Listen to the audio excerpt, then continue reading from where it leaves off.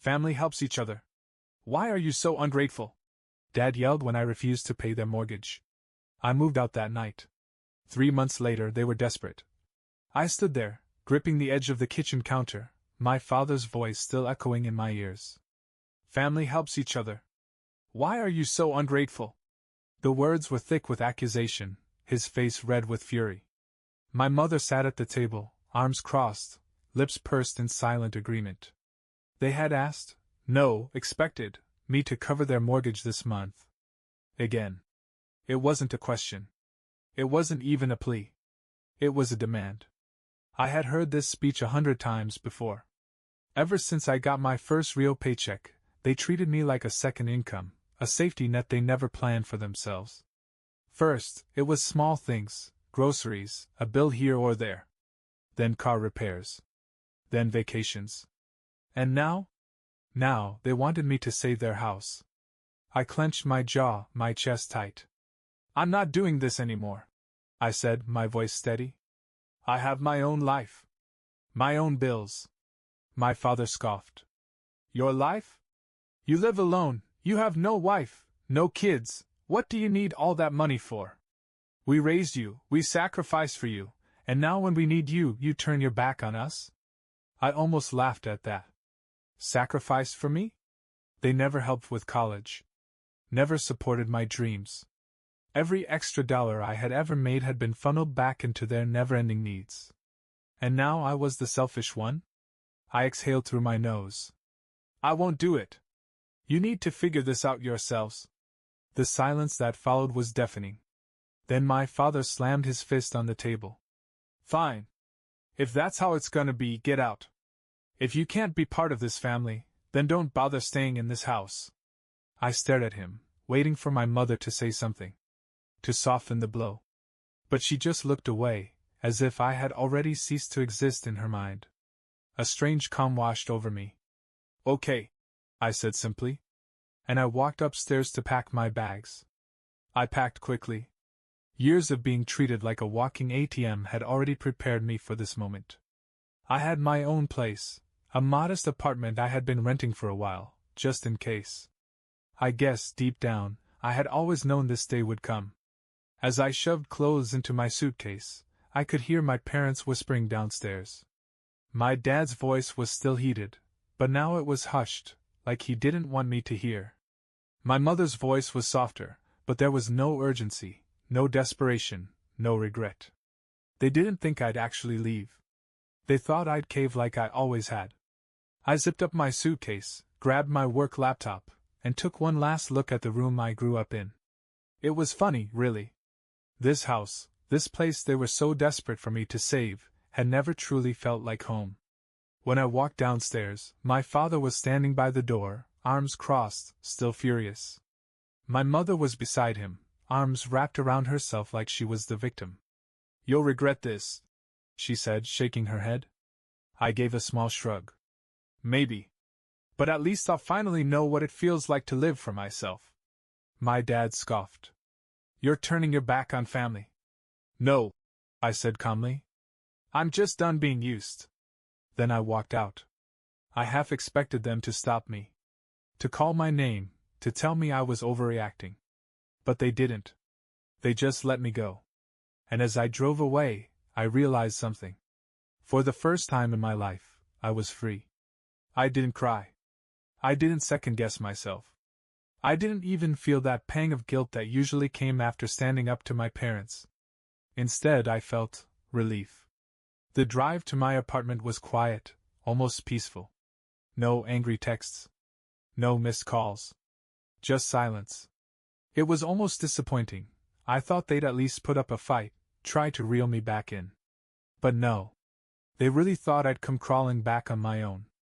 That first night alone in my apartment, I slept better than I had in years. No stress, no obligations hanging over me like a dark cloud.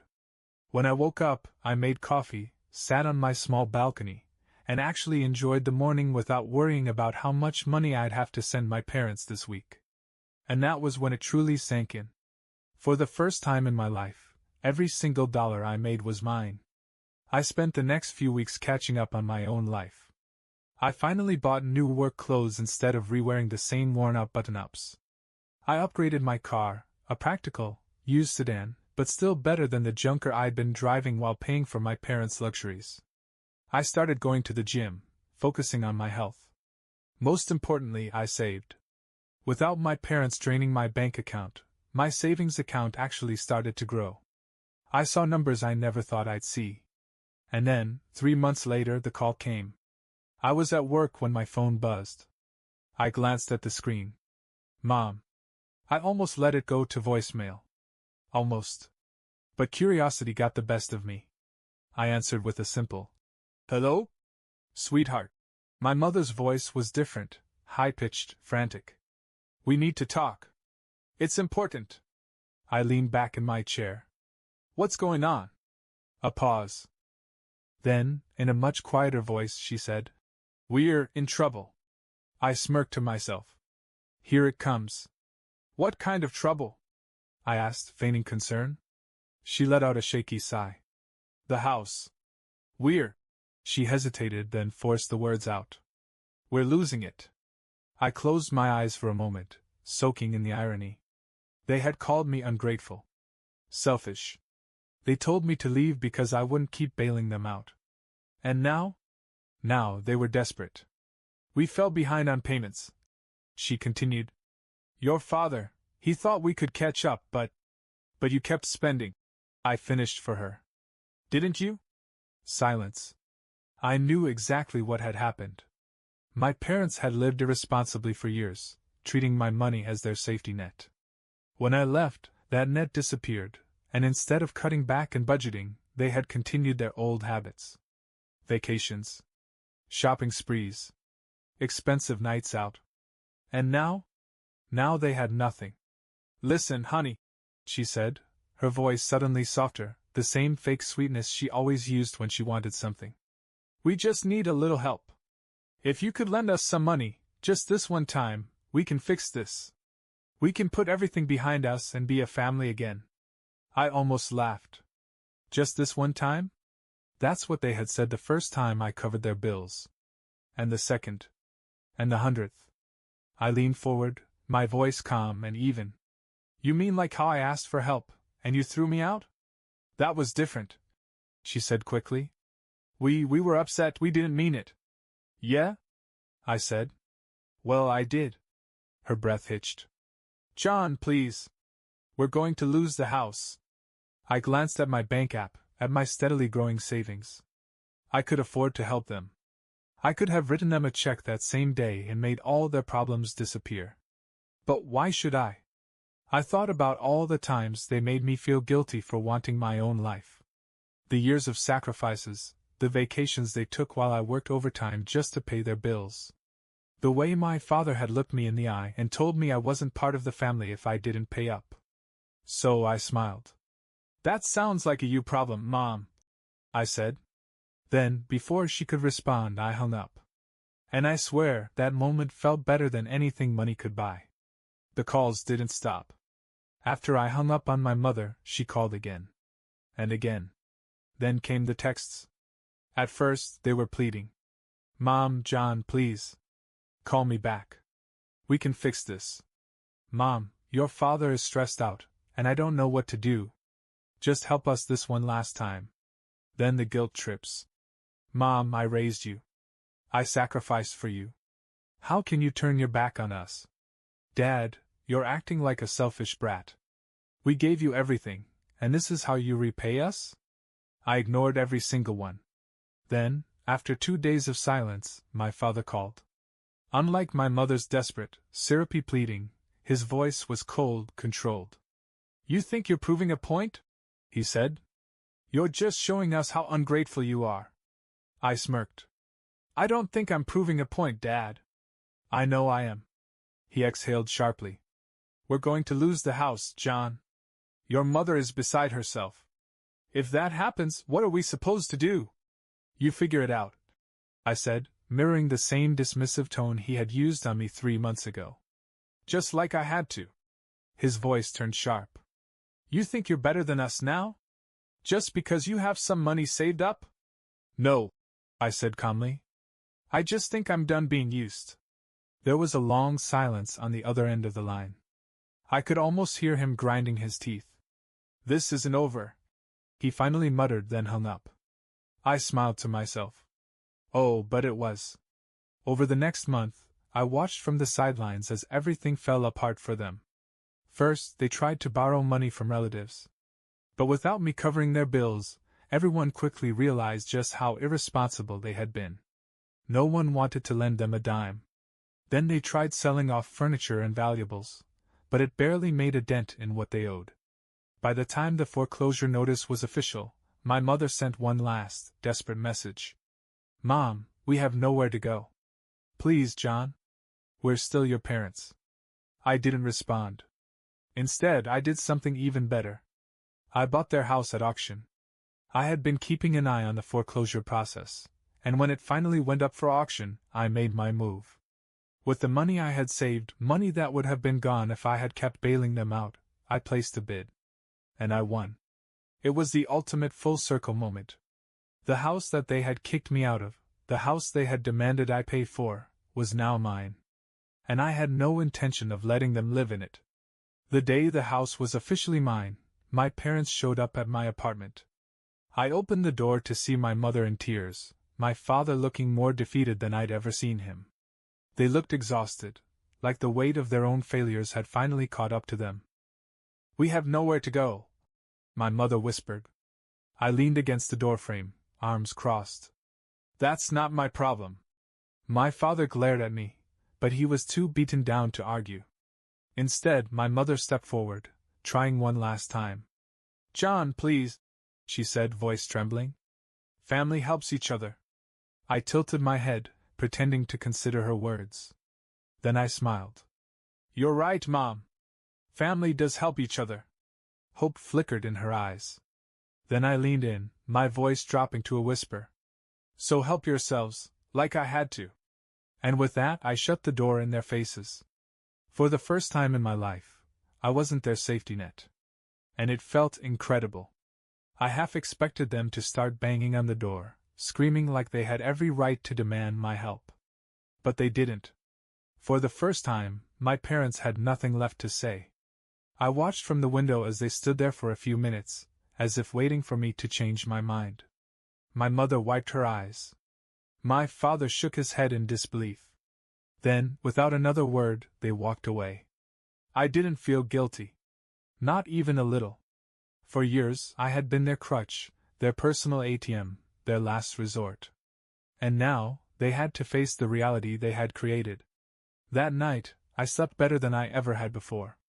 But I knew this wasn't over yet. The silence didn't last long. A week after I shut the door on them, my mother called again. This time, her voice was calm, almost too composed. We've been thinking, she said. Maybe we could work something out. I almost laughed. Oh? Like what? You own the house now, she said carefully. Maybe we could rent it from you. Just until we get back on our feet. I let that sit for a moment. They wanted me to let them live in the house they had kicked me out of. The same house they had demanded I pay for, then thrown me away when I refused. And now? Now they wanted me to be their landlord. No, I said simply. She sucked in a breath. John, please. I'm done, Mom, I interrupted. Find somewhere else. Then I hung up. This time, she didn't call back. But I knew they weren't giving up that easily. A few days after that call, my sister reached out. Unlike my parents, she hadn't said much during the whole ordeal. She had never been the golden child, but she also never stood up for me. She was always just there, going along with whatever our parents said. So when her name popped up on my phone, I hesitated before answering.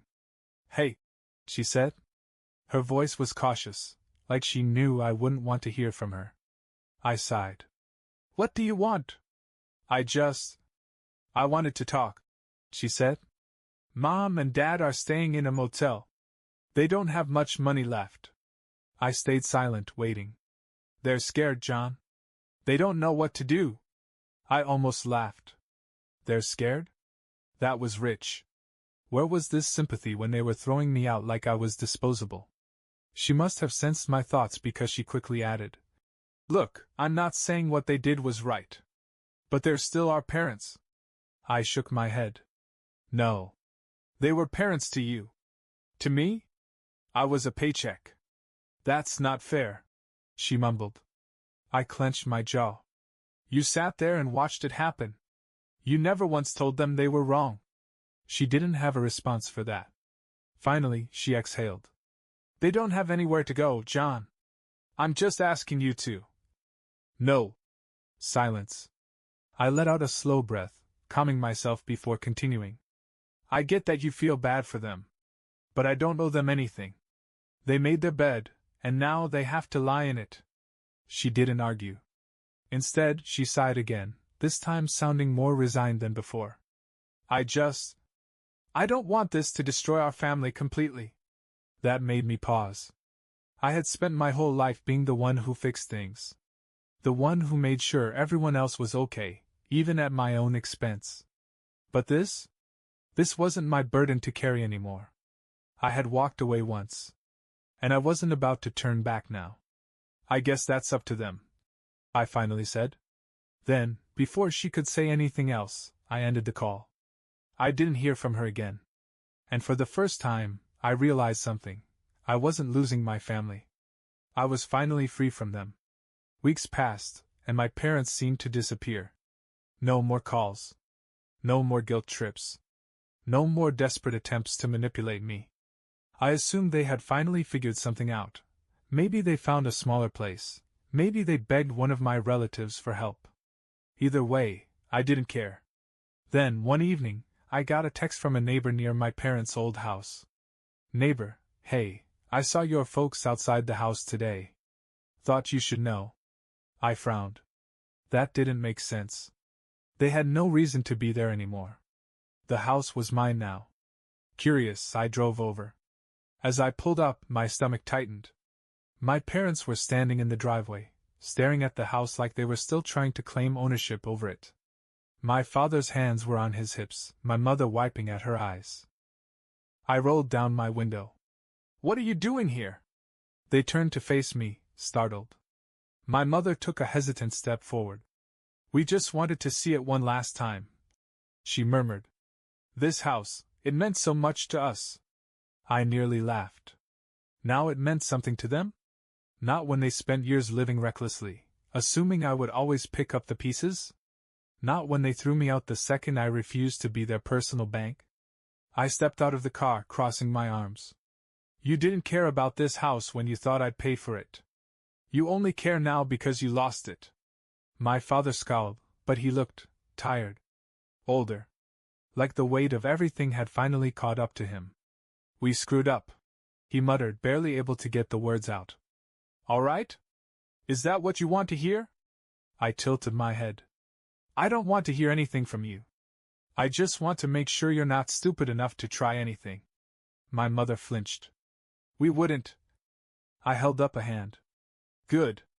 Then this is over. They stood there, silent. Defeated. I let the moment stretch between us, then finally turned back to my car. As I opened the door, my mother whispered, John, do you really hate us that much? I paused, gripping the handle tightly. Then I sighed. No, I said. But I love myself more. Then I got in my car and drove away, leaving them standing in the past where they belong. That was the last time I saw them in person. I expected at least one more desperate attempt.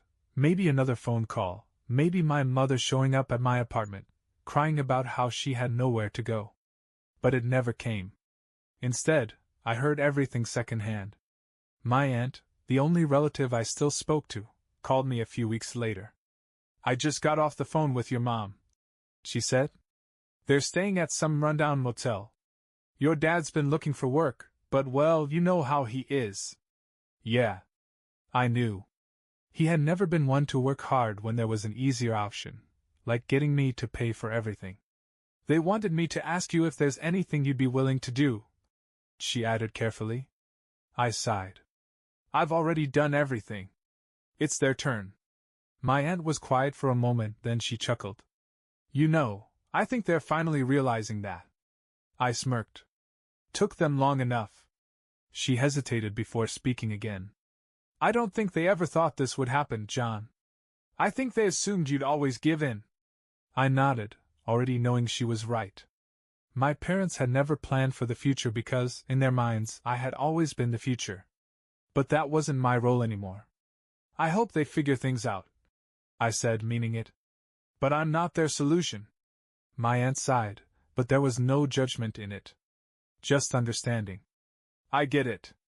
I just thought you should know. We hung up, and I stared at my phone for a while. For years, I had been the foundation of my parents' lives. The one who kept things steady while they burned through money, expecting me to clean up the mess. Now, they had to stand on their own. And I was perfectly okay with that. Months passed. Then a year. I never reached out to my parents, and they never reached out to me.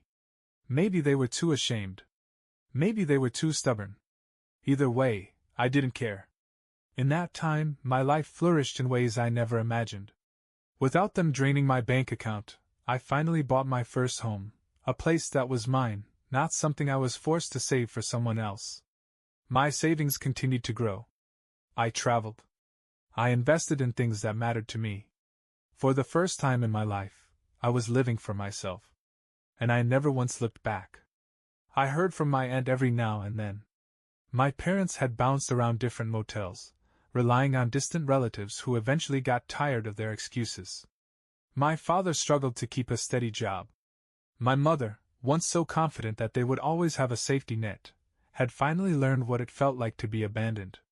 The irony wasn't lost on me. One day, my aunt called and hesitated before saying, "They're still struggling, you know." I waited, sensing where this was going. "They haven't outright asked for help again," she added quickly. "But I can tell they're hoping you'll come around."